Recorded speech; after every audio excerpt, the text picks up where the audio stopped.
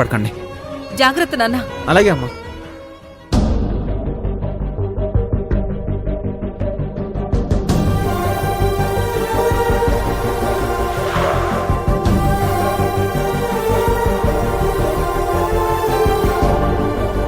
శివగారు, lawyer గారు రండి.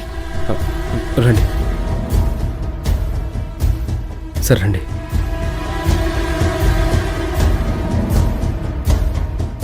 SI గారు, రుక్మిణి గారి కేసు గురించి మాట్లాడడానికి వచ్చాను.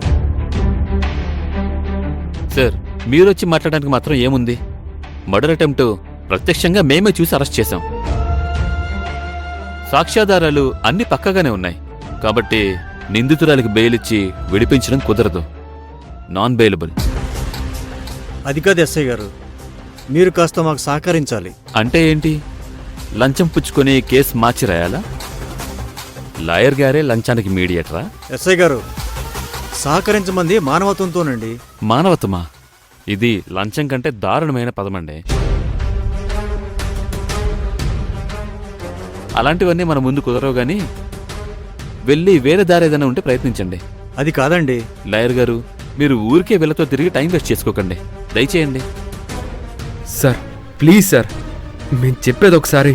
వెళ్ళండి అయ్యా, టైం వేస్ట్ చేయకండి, వెళ్ళండి. పదండి.